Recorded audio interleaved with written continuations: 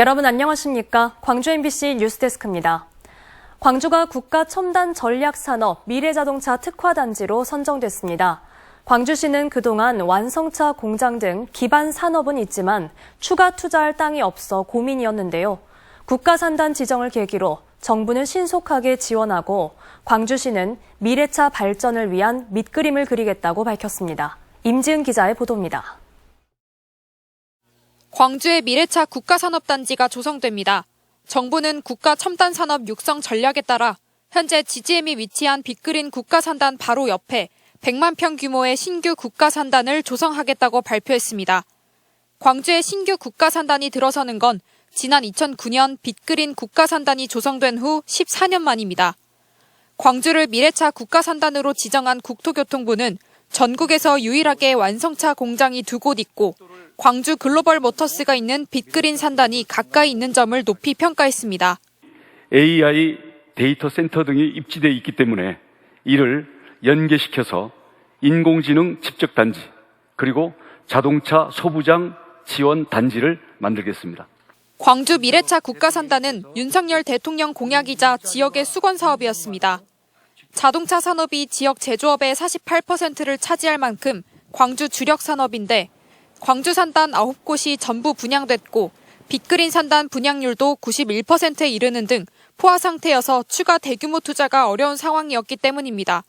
추진위까지 꾸려 미래차 국가산단 유치에 열을 올린 광주시는 이곳에 전기차와 수소차 등 미래차 관련 산업을 모으겠다는 계획입니다. 또 내연기관에 집중된 지역 부품 기업들이 미래차 산업으로 변화에 맞설 수 있게 금융 지원 등 역량 강화를 도울 예정입니다. 정부 역시 중요한 건 속도라며 적극적인 지원을 약속했습니다. 국가 첨단 산업 설비 투자 세액 공제 확대 법안이 빠른 시일 내에 통과되기를 기대합니다. 광주시는 이달 말 미래차 비전 선포식을 열어 중장기 대책을 발표하고 산, 학, 연 그리고 관이 함께 발전 방안을 마련할 수 있도록 의견을 모으겠다고 밝혔습니다. MBC 뉴스 임진입니다. 앞서 보신 것처럼 광주시가 미래차 국가산단에 지정되면서 지역에 미칠 효과를 기대하는 분위기가 커지고 있습니다. 하지만 과제와 우려도 함께 제기되고 있는데요. 미래차를 내세운 신규 산단이 타 지자체 여러 곳에도 지정된 상황인데다 이번 정부의 발표가 전남도와 공동으로 추진하고 있는 반도체 특화단지 지정에도 영향을 미칠 걸로 예상되고 있습니다. 주현정 기자입니다. 미래자동차 국가산업단지 지정의 가장 큰 이점은 산단 용적률을 법령상 기준보다 1.4배 늘릴 수 있고 각종 규제를 과감하게 해소해 산단 조성 기간도 5년으로 획기적으로 줄일 수 있다는 점입니다. 광주시는 이른바 소부장 플랫폼과 지능형 미래차 실증 클러스터 등을 구축해 어느 지역보다 빠르게 미래차 선도도시로의 입지를 다지겠다는 전략을 세웠습니다. 미래차 국가산단을 중심으로 전기수소차, 자율주행차, 차세대 배터리 등 미래차 산업을 집적해 대한민국 제1의 미래차 도시 광주로 변화를 이끌어내겠습니다. 하지만 이번 정부의 발표는 광주의 과제와 함께 우려도 안겨줬습니다. 우선 국가 첨단 산단으로 지정된 전국 15곳 중 광주처럼 미래차의 방점을 찍은 곳은 대구와 충남 천안 홍성, 전북 완주 등 4곳이 더 있습니다. 산단을 연착륙시킬 선도기업 유치를 두고 타 지자체와 치열하게 경쟁해야 한다는 뜻입니다. 또 경기도에 세계적인 시스템 반도체 기지를 구축하겠다고 정부가 발표하면서 광주시와 전남도가 사활을 걸고 있는 반도체 특화단지 지정에는 먹구름이 지는 건 아니냐는 분석도 나오고 있습니다. 100만 평 이상 5군데 중에 한 군데였다는 점에 대해서 저희들은 대단히 만족하고 있습니다. 다소 서운함은 있습니다. 미래차 국가산단 유치라는 큰 산을 넘은 광주시. 미래차 소부장 선도기업 유치와 반도체 특화단지 유치라는 또 다른 경쟁에서의 살아남기는 이제 시작입니다. MBC 뉴스 주현정입니다. 한편 정부는 고흥 우주발사체 국가산단 후보지를 개발 대상으로 선정했습니다. 예타 등을 거쳐 후보지로 최종 확정되면 우주발사체 조립과 부품 제조 전후방 기업, 발사체 연구기관 등이 들어설 예정입니다. 최우식 기자가 보도합니다. 윤석열 정부는 첨단 산업 생태계 구축을 위해 전국 15개 지역에 새로운 국가산업단지를 조성하겠다고 발표했습니다. 특히 전남에서는 고흥우주발사체 국가산단이 유일하게 여기에 포함됐습니다. 전남 고흥입니다. 이미 있는 나로 우주센터와 연계해서 우주발사체 기업 공간을 조성하게 됩니다. 정부는 이들 지역에 대한 전방위적 지원을 위해 개발 제한구역 관련 규제를 적극 완화하고 산업단지 지정도 신속하게 추진하기로 했습니다. 이를 위해 범정부 추진 지원단도 구성됩니다. 인구 6만 2천 명인 고흥에 국가산단이 들어선다는 데 대해 고흥군은 군 개청 이래 최대 경사라고 환영했습니다. 10년 후 인구 10만 달성을 군정 목표로 정한 고흥군은 이번 국가산단 유치가 향후 지역 발전의 구심점이 될 것으로 내다보고 있습니다. 우주발사체 국가산업단지 조성으로 약 4조 9천억 원의 생산 유발 효과와 2만여 명의 고용 유발 효과를 전망하고 있습니다. 이로써 양질의 일자리로 많은 인구가 유입될 것이며 지역 경제도 큰 활력을 불어넣을 것이라고 기대를 하고 있습니다. 고흥 우주발사체 국가산단은 오는 2030년까지 3,800억 원이 투자돼 나로우주센터 인근에 173만 제곱미터, 약 52만 평 규모로 조성됩니다. 민간이 참여하는 뉴스페이스 시대, 우주발사체 산업의 핵심 거점이 될 전망입니다. 고흥군은 국가산단의 차질 없는 조성과 조기 활성화를 위해 우주발사체 관련 부품 소재 연관 기업 유치에 적극 나선다는 계획입니다. MBC 뉴스 최우식입니다.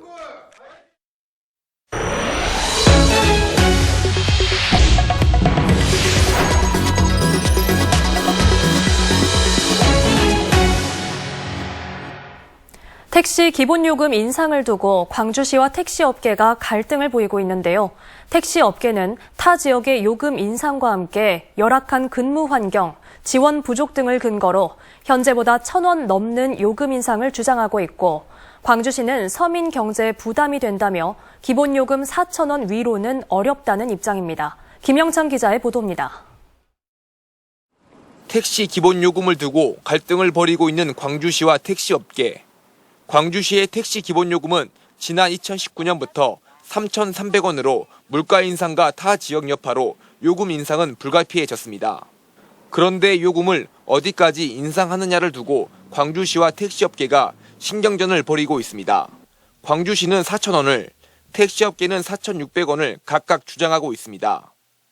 시민들도 택시요금 인상을 동의하지만 1,000원 이상의 인상은 부담스럽다는 반응입니다. 때문에 기본요금의 합의점을 찾기 위해 광주시와 택시업계는 택시정책위원회를 2차례나 열었지만 매번 회의 때마다 고성과 막말이 오가는 등 서로의 의견을 좁히지 못했습니다. 앞서 광주시가 택시 운송 원가에 대한 용역을 맡긴 결과 기본요금은 4,300원이 적정하다는 결과가 나왔습니다. 하지만 광주시는 서민 경제에 부담이 간다는 이유로 4,000원을 마지노선으로 정했습니다. 반면 택시업계는 용역 결과와 광주시가 주장하는 요금 인상은 둘 다 받아들일 수 없다는 입장입니다. 유류비 상승과 인력난, 여기에다 타 지역에 비해 광주시의 택시업계 지원 등이 부족하다며 집회까지 열고 강력히 반발했습니다. 우리의 택시 현실은 참담합니다. 만일에 택시 요금이 3,300원에서 4,000원으로 인상되게 될 때 우리 택시업계는 한편 광주의 한 시민단체가 법인 택시업계를 규탄하는 기자회견을 예고하면서 택시요금 인상에 대한 여론에 영향이 미칠지 주목됩니다. MBC 뉴스 김영창입니다. 고 전두환 씨의 친손자가 할아버지를 포함한 일가의 행적을 SNS를 통해 직접 비판하고 나섰습니다. 전 씨의 친손자는 지난 14일 SNS에 올린 영상을 통해 할아버지는 학살자라고 생각한다며 나라를 지킨 영웅이 아니라 범죄자라고 말했습니다. 그러면서 아버지는 출처 모를 검은 돈을 사용해가며 삶을 영위하고 있고 작은아버지 역시 미국에서 와이너리를 운영하는 등 검은 돈의 냄새가 난다고 지적했습니다. 전 씨 가족 가운데서 과오를 인정하는 발언이 나온 건 이번이 처음으로 이에 대해 5월 단체들은 손자라도 전두환과 그 일가의 과오를 인정한 것은 환영할 일이라고 말하며 추징금 수사가 속도를 내야 한다고 강조했습니다. 광주 고용노동청이 회계 서류를 노조 사무실에 비치했는지를 확인하기 위해 관련 서류 제출을 요구한 결과 노동조합 20곳 중 17곳이 이를 이행했습니다. 이번 점검은 노조법에 따라 회계 투명성을 강화하기 위한 것으로 조합원 수 1,000명 이상 노동조합 20곳이 대상입니다. 일부 자료를 제출하지 않은 노조 3곳에는 시정 지시가 내려졌고 지시에 따르지 않을 경우 과태료가 부과됩니다. 현대산업개발의 연이은 대형 사고가 광주 시민들에게 정신적 고통을 가했거나 명예를 훼손했다고 보기 어렵다는 법원 판단이 나왔습니다. 광주지법 민사 10단독 김소연 부장판사는 박모 씨 등 시민 100여 명이 현대산업개발을 상대로 낸 손해배상 소송을 기각했다고 밝혔습니다. 이들은 연이은 참사로 정신적 고통을 겪었다며 위자료 31만 원을 지급할 것을 주장했지만 법원은 연속으로 붕괴 사고가 났다는 사실만으로는 현산이 광주 시민들에게 정신적 고통 등을 가했다고 보기는 어렵다며 원고의 청구를 기각했습니다. 더불어민주당 광주시당 소속 광역기초의원들이 굴욕적인 강제징용 정부 해법의 철회를 촉구하는 현수막 게시운동을 전개합니다. 광주 민주당 소속 시구 의원 79명은 사무실 출입문에 윤석열 정권의 굴욕적인 친일 외교를 규탄하는 메시지를 내거는 것을 시작으로 친일 외교 규탄 활동을 벌이겠다고 밝혔습니다. 한편 옛 전남도청 앞 5.18 민주광장에서는 일제 강제징용 정부 해법 철회를 위한 범시민 서명운동도 진행됐습니다. 전라남도와 광주문화방송이 극심한 가뭄에 따른 물 부족 문제를 돕기 위한 본격적인 활동에 나섭니다. 전라남도와 광주문화방송은 업무 협약을 맺고 지자체와 기업, 소상공인 등 지역민들에게 생수 100만 병을 목표로 기부를 받아 물 부족 문제에 직면한 곳에 계획입니다. 한편 넙도와 소완도 등 완도 5개 지역은 현재 제한급수가 이루어지고 있을 만큼 물이 부족한 상황입니다. 광주시가 무주택 청년을 지원하는 청년 맞춤형 임차보증금 이자 지원 사업을 추진한다고 밝혔습니다. 지원 대상은 광주시에 거주하는 만 19세부터 39세 이하 무주택 청년으로 대학생과 취업준비생 등입니다. 신규 대상자는 오는 20일부터 29일까지 광주 청년 정책 플랫폼 홈페이지에 온라인으로 신청하면 됩니다. 전라남도가 고향사랑 기부제 확산과 주민 안전을 동시에 챙길 수 있는 주택화재 안전꾸러미를 고향사랑 기부제 답례품으로 제공합니다. 주택화재 안전꾸러미를 답례품으로 선택하면 소방서 직원이 직접 주택을 방문해 소화기와 화재 알림 경보기 등 안전시설 3종을 설치하고 주택 안전점검과 화재 예방 교육을 실시합니다. 현직에 유리한 조합장 선거운동 제약을 없애고 조합장의 무제한 연임을 제한하는 농업협동조합법 개정안이 발의됐습니다.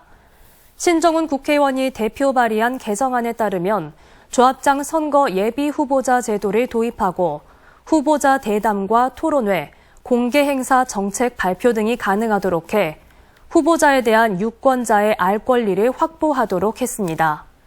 또 무제한 연임이 가능한 비상임 조합장도 상임 조합장과 동일하게 2차에 한해서만 연임할 수 있도록 규정해 장기 연임에 따른 비리와 폐단을 사전에 차단하기로 했습니다.